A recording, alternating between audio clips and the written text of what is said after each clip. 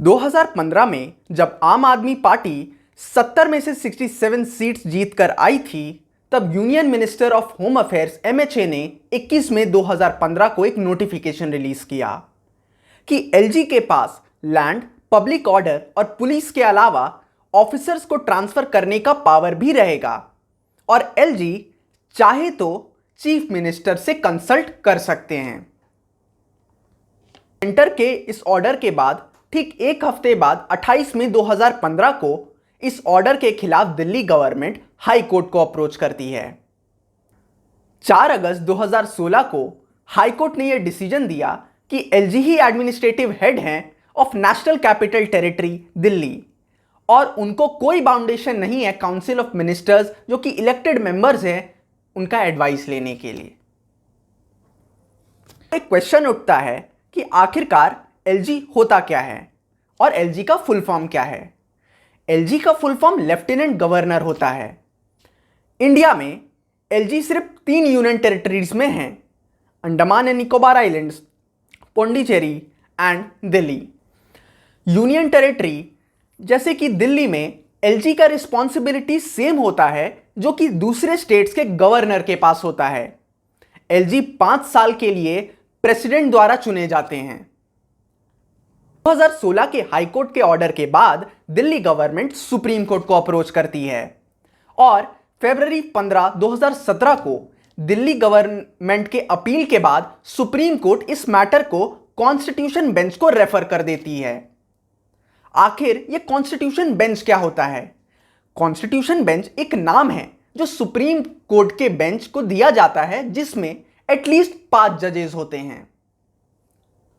फिर 1 साल के बाद 4 जुलाई 2018 को सुप्रीम कोर्ट का कॉन्स्टिट्यूशन बेंच ने हाई कोर्ट के डिसीजन के ऑपोजिट यह डिसीजन दिया कि एलजी के पास कोई भी इंडिपेंडेंट डिसीजन मेकिंग पावर्स नहीं है। सुप्रीम कोर्ट ने कहा कि LG is bound to act on the aid and advice of council of ministers. इसका मतलब एलजी को जो काउंसिल ऑफ मिनिस्टर्स हैं उनका बात मानना होगा। फिर 1 साल बाद 14 फरवरी 2019 को 2 जज के बेंच ने स्प्लिट डिसीजन दिया। इसका मतलब यह है कि एक जज ने दिल्ली गवर्नमेंट तो दूसरे ने सेंट्रल गवर्नमेंट के पक्ष में डिसीजन दिया।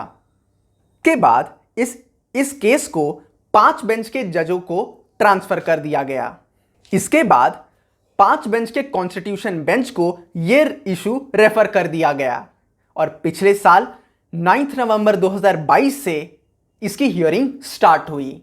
फाइनली मई 11, 2023 को सुप्रीम कोर्ट के 5 जज के बेंच ने यह डिसीजन दिया कि दिल्ली गवर्नमेंट के पास ही लेजिस्लेटिव एंड एग्जीक्यूटिव पावर रहेगी सर्विसेज को कंट्रोल करने के लिए और ट्रांसफर पोस्टिंग जो इसके अंदर आता है वो भी दिल्ली गवर्नमेंट के पास रहेगा। पब्लिक ऑर्डर, पुलिस और लैंड इनके कंट्रोल में नहीं रहेगा पहले की तरह। सुप्रीम कोर्ट ने यह भी क्लियर कर दिया कि LG is bound by add and advice of the cabinet. मतलब एलजी को इलेक्टेड मिनिस्टर्स का डिसीजन मानना पड़ेगा। सुप्रीम कोर्ट के डिसीजन के बाद सेंटर ने एक ऑर्डिनेंस लाया। आखिर अब यह ऑर्डिनेंस क्या होता है? ऑर्डिनेंस एक लॉ होता है जिसे यूनियन कैबिनेट के रिकमेंडेशन के बाद प्रेसिडेंट द्वारा इशू किया जाता है और इसका सेम इफेक्ट होता है जो कि एक एक्ट का होता है जो पार्लियामेंट से पास हो चुका है।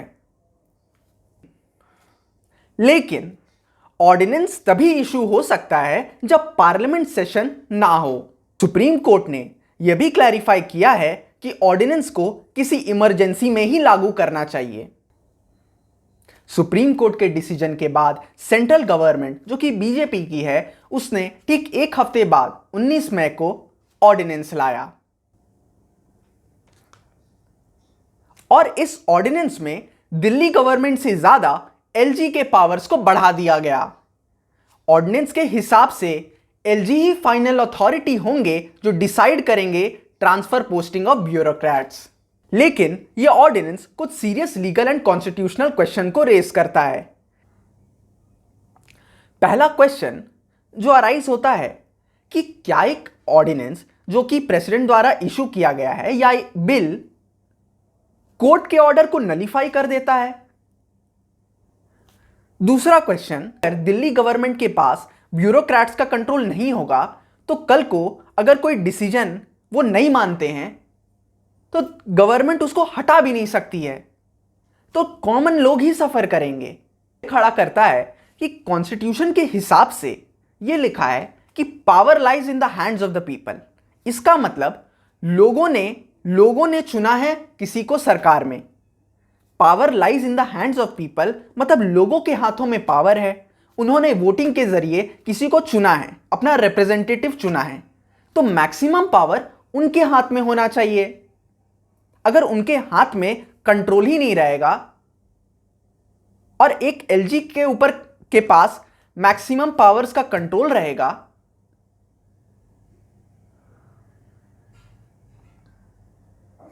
जो कि एलजी जो कि दूसरी पार्टी के हैं, तो एक गवर्नमेंट ठीक से फंक्शन कैसे कर पाएगा। चौथा सवाल यह ऑर्डिनेंस यह रेज करता है कि एक केस जो मई 2015 से चालू हुआ था और मई 2023 में उसका डिसीजन आता है, 8 साल जिसको लगते हैं और सुप्रीम कोर्ट के 2 बेंच, उसके बाद फिर 5 बेंच का फैसला आता है, उसको बस एक ऑर्डिनेंस ने सब नलीफाई कर दिया। तो कोर्ट का क्या पावर्स है, यह क्वेश्चन रेज करता है।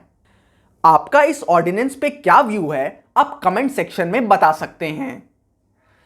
सेंटर का यह ऑर्डिनेंस मई में आया था, लेकिन इसे पार्लियामेंट से पास होना जरूरी है क्योंकि अभी यह सिर्फ एक बिल है। तो अगस्त 2023 में यह बिल लोकसभा से भी पास हो जाता है जिसमें बीजेपी मेजॉरिटी में है, और 7 अगस्त 2023 को यह राज्यसभा से भी पास हो जाता है।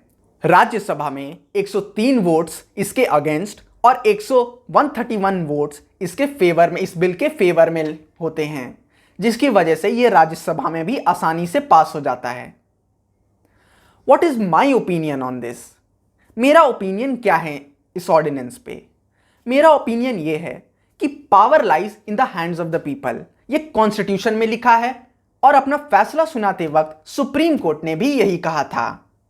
तो अगर पावर लोगों में है तो लोगों द्वारा चुने गए रिप्रेजेंटेटिव्स के पास मैक्सिमम पावर होना चाहिए, तभी एक स्टेट अच्छे से फंक्शन कर सकता है। आखिरी होप आम आदमी पार्टी के पास सुप्रीम कोर्ट है जो शायद इस मामले में कुछ कर सकती है।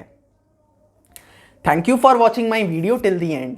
और आप बता सकते हैं मैं किस और टॉपिक पे वीडियो बनाऊं और कैसे अपने वीडियोस को इंप्रूव कर सकूं।